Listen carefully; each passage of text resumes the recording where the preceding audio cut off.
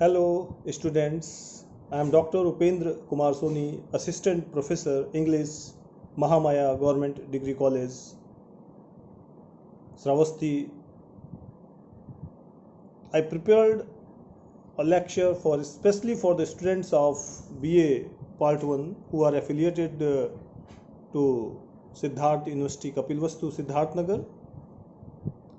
As you know that the paper is divided into two parts. The first part is English poetry first and second is prose. Here in this lecture I would clear a concept about the first paper, poetry. As you know that this paper is divided into subunits, the 5 units. The first unit is the study of the forms of poetry. Second, third, fourth, fifth is the study of different eras, poets and their poems. First of all, I would like to clear a concept on poetry, that really what it is. What is poetry? Because if our foundation will be strong, it would be very easy for us to understand poems, their forms. Poetry, different eras, poets, different critics have given their views differently. Different type of definitions came, like as poetry is God, God is poetry. Poetry is soul, soul is poetry. Poetry is an imagination. Poetry is the presentation of the best world in the best order. Poetry is a metrical composition. In this way, we find that there are different definitions, but somehow the critics agreed with the definition of Wordsworth that poetry is an spontaneous overflow of our powerful feelings. Powerful feelings. What it means? A common man who did not have an insight power, a common man who do not have an insight power cannot imagine.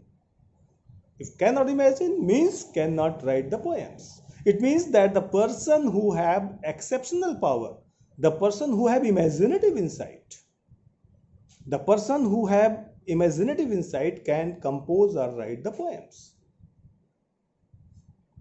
So poetry is an spontaneous overflow of our powerful feelings. As I have told you that this paper is divided into subunits, and in the first unit we will study the forms of poetry.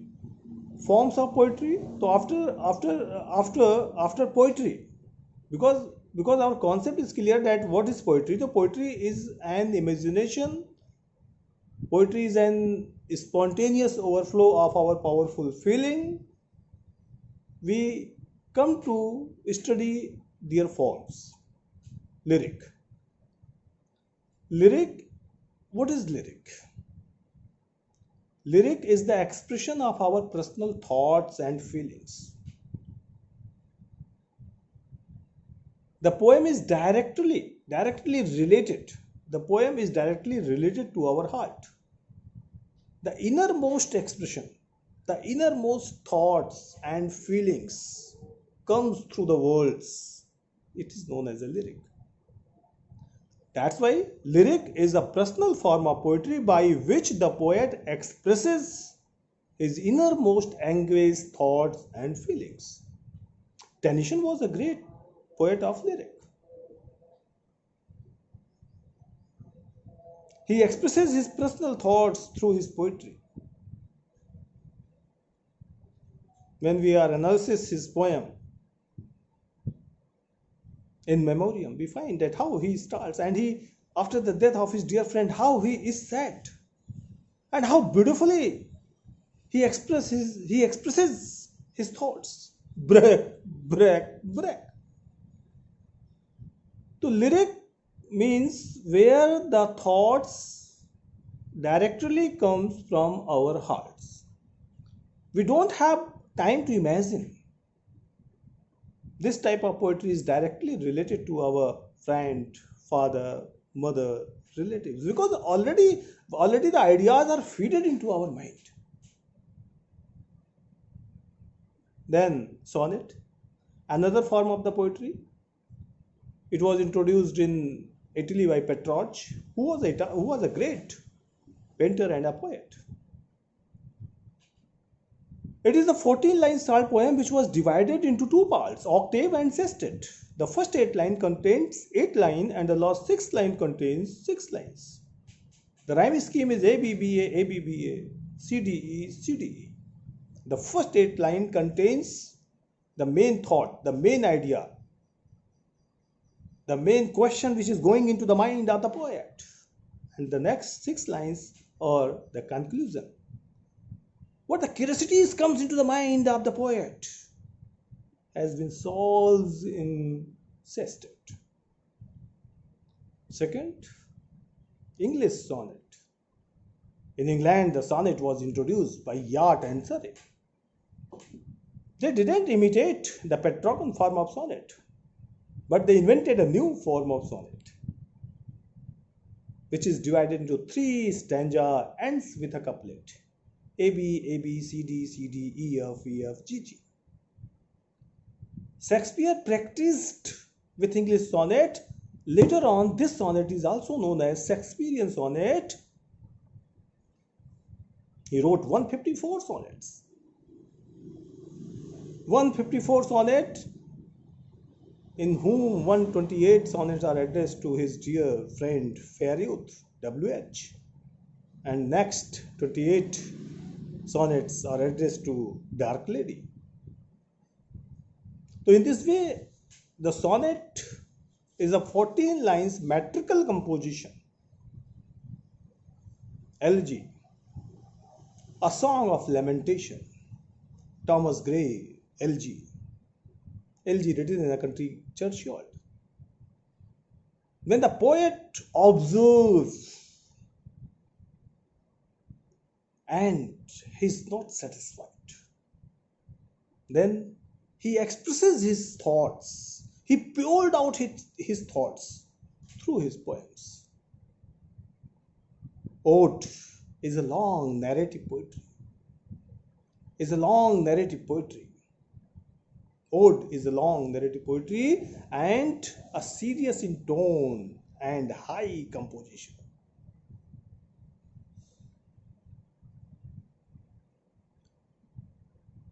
After ode, we find the ballad. Ballad is also a form of poetry. That one is a narrative. In a narrative way, the poet expresses his thought. He narrates his subjects. And when we are studying about the epic, we find epic is a long narrative poetry, and Milton is known as a greatest writer of epic. His great epics, Paradise Lost, Paradise Regained. How beautifully the first disobedience of man has been painted through the words by Milton. And through his work, he is famous as a writer of epic. And then we will study dramatic monologue.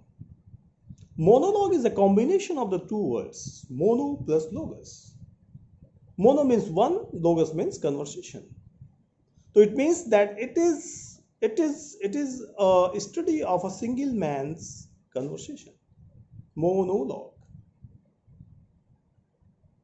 Ulysses, Prospike, as the greatest example of monologues. When we are studying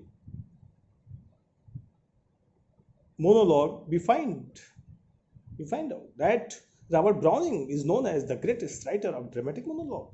He did not invent this form, but he gave a shape. That's why this form is known as, or Browning is known as a writer of dramatic monologue. After studying the forms of poetry, I would like to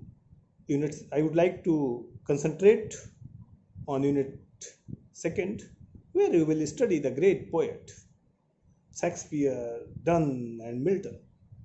Shakespeare's To His Love, Sonnet 18. John Donne's The Sun Rising. John Milton on his blindness. On his blindness. How beautiful sonnet is this? How beautifully Milton has expressed his sorrow and feelings. At the age of 44, when he was blind, he wrote the poem.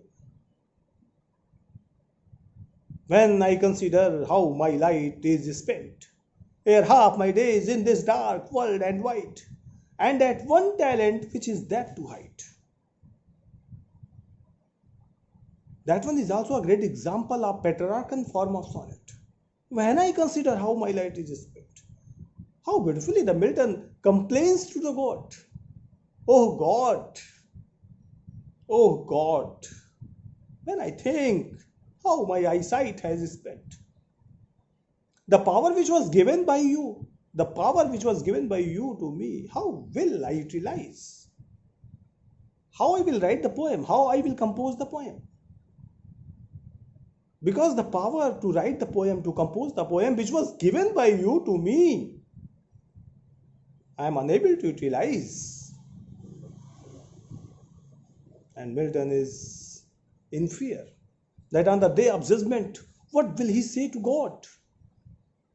Then the goddess of patience replies, God doth not need either man's work or his own gifts. Who best bear his wild yoke, they serve him best.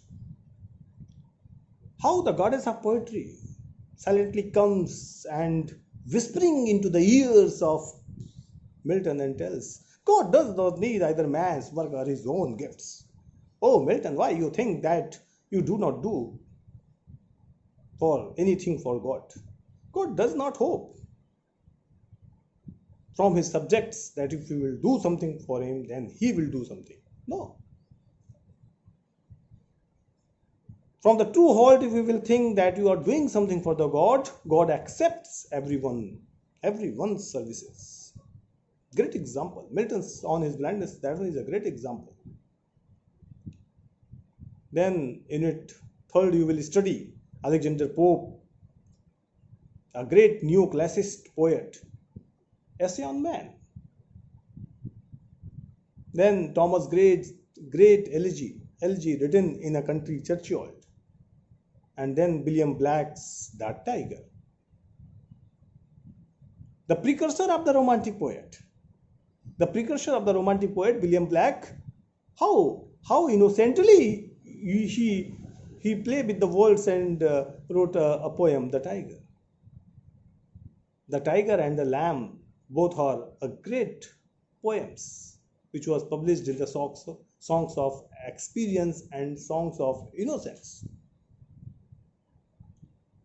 After that, we will study the 19th century poets. Dear students, as you know that our 19th century was divided into the two parts, Romantic era and Victorian era. The period of the Romantic era was started 1798 and 1832. It was a time where we find the great poets were born, the Wordsworth, Shelley, and Keats. By their works, they make their name immortal in the history of England, history of literature. Wordsworth, a great poet of nature. His poem, The Daffodils. How beautifully he explains his thoughts through the poem. The Romantic era began in 1798 with the publication of the Wordsworth and Coleridge lyrical ballads. And the three poets of Romantic era, Wordsworth, Shelley, and Keats. Wordsworth's Daffodils, Shelley's Ode to the West Wind, another great example, and then John Keats' Ode to Nightingale. How beautifully the poet defines, how beautifully the poet explains his thoughts in the poem The Daffodils. I wandered lonely as a cloud. The poet Wordsworth, who was a worshipper of nature, high priest of nature, who worships every aspect of nature. His poem Education of Nature. You have studied in intermediate. How beautifully he dictated, how beautifully he presented the nature as a living thing. He worships the nature as a god. He worships the nature as a father, as a mother, as a nurse, as a teacher. And he finds all aspects in the lap of nature. How beautifully the poet tells in his poem The Daffodils, which will you study. I wandered lonely as a cloud. The poet is telling that he was wandering hither and thither, and all of a sudden, he saw 10,000 at a glance. 10,000! The flower of daffodils he saw at a glance, and he was too happy to see the flowers. He became too happy. And in the concluding stanza, now he tells that when he was too sad and he was lying on his skunk, all of a sudden he was in a pensive mood. All of a sudden, the sight of daffodils came into his mind, and he recharged. And once again he started to thrill. Once again he started to dance with the flowers of the daffodils. Then you will study P.B. Shelley. Shelley, whose greatness, who was a great poet. How beautifully he explained his thoughts through the west wind. The whole poem is made of 70 lines. Every stanza contains 14 lines. And different stanza, differently the poet expresses his thoughts. Oh, west wind, a destroyer and a preserver.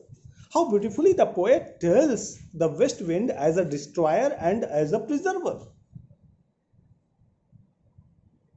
He says, oh, west wind, when you blows, you destroy all the things.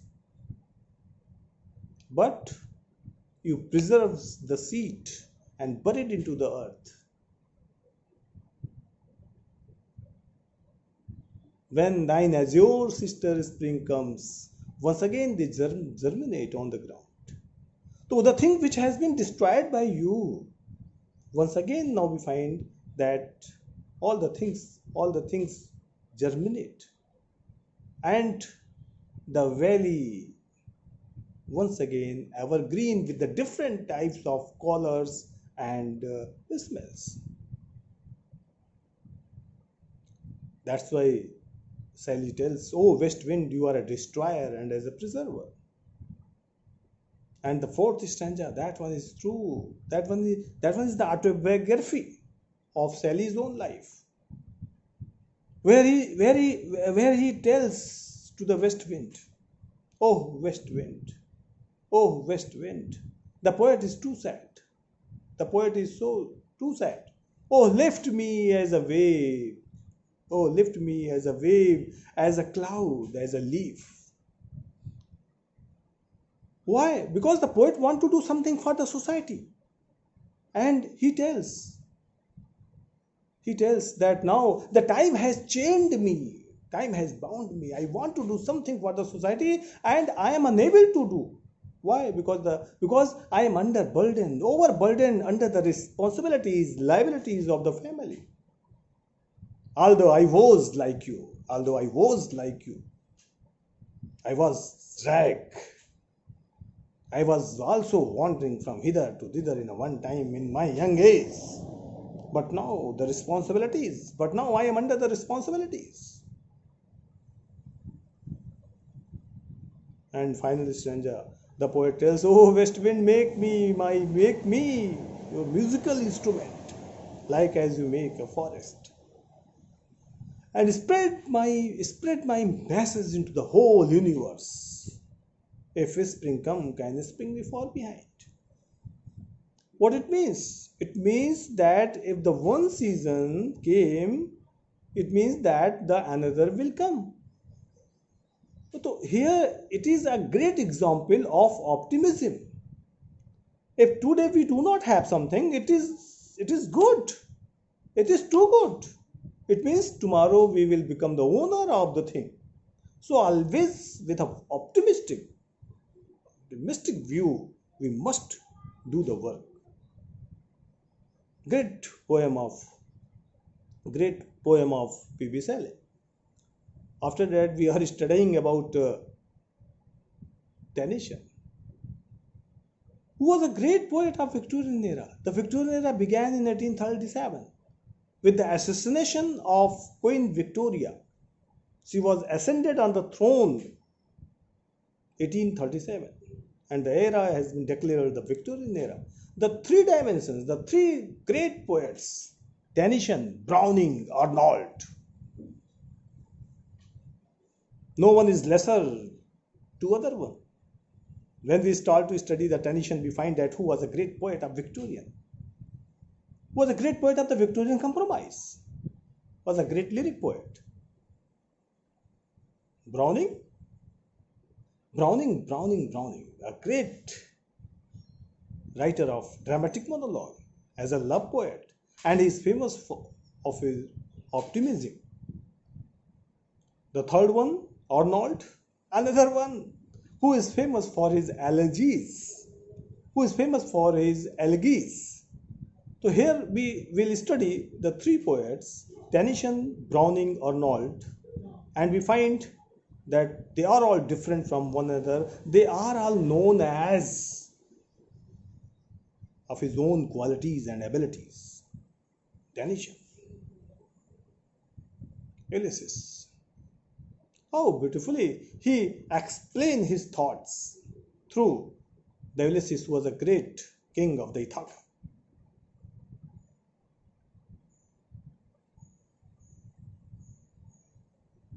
After 20 years, when he came back to his country Ithaca, he finds that the people, they didn't recognize that he is the king.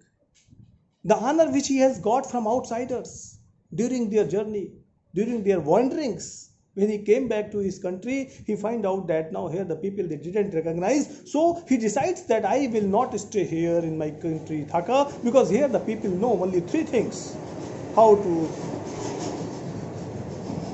earn, how to eat, and how to sleep. He's an adventurous man. He's an adventurous king. So for the little profits, he don't want to stay here in his country. He wants to gain more and more and more knowledge. He tells life is too short in comparison of knowledge. We will take birth again and again on the particular earth. After that, we cannot say that we are a complete man. He wants to save every hour of his life to protect, to gain his knowledge. Ulysses. Before 20 years, when he left his wife Penelope, she was young, attractive. After 20 years, when he came back, he find out that his wife is also lose the power of attraction. For whom he will stay here? So he decides that for the sake of the knowledge, he will continue his journey. He introduces his son, Telemachus,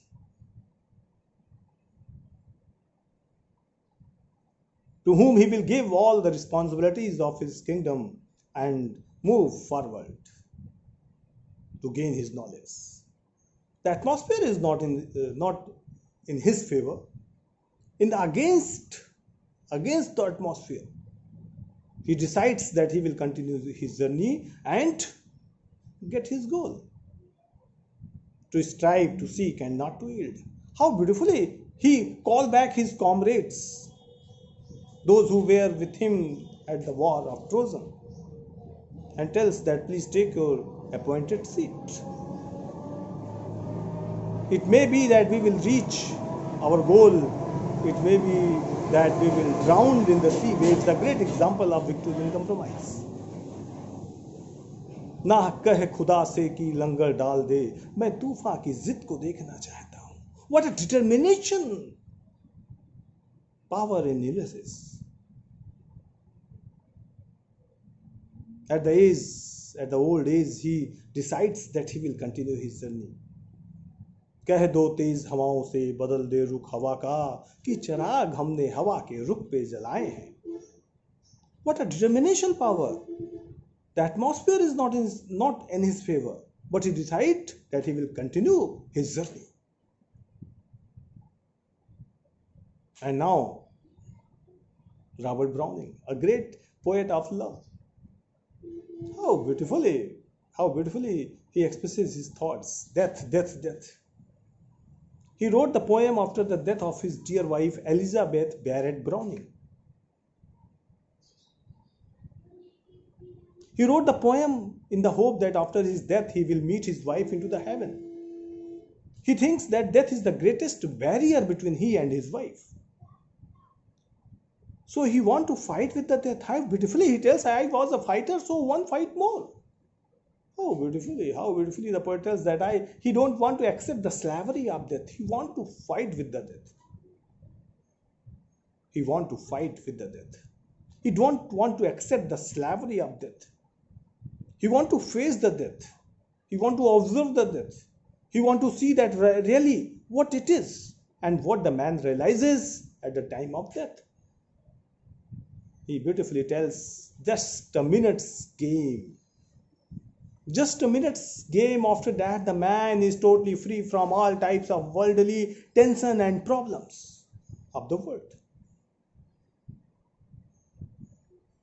And again he meets his wife into the heaven and claps thee again into his bosoms and rest all the thing on the God. How beautifully he tells, oh thou soul of my soul. So after his death, when he sees the soul of his wife into the heaven, he clasps tightly into his bosoms and rest all the things on the God. A great example of optimism. A great example of optimistic poetry, Robert Browning's Prospice, which we will study. After that, another great poem, Dover Beach, by Matthew Arnold, a great poet of elegies. By the particular poem, he expressed his view on the religious laws, sociological, on the social laws, on the political laws. That now the man has lost his social, political, religious values.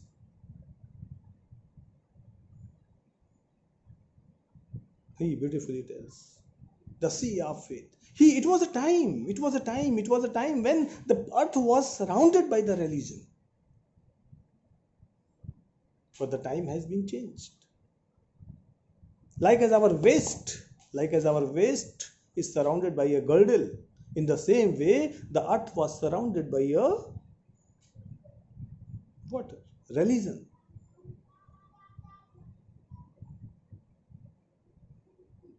Alas. But now in the time, what happens there? The people, they have forget the religious, ethical values, moral values. For the sake of money, they are ready to do any type of activities.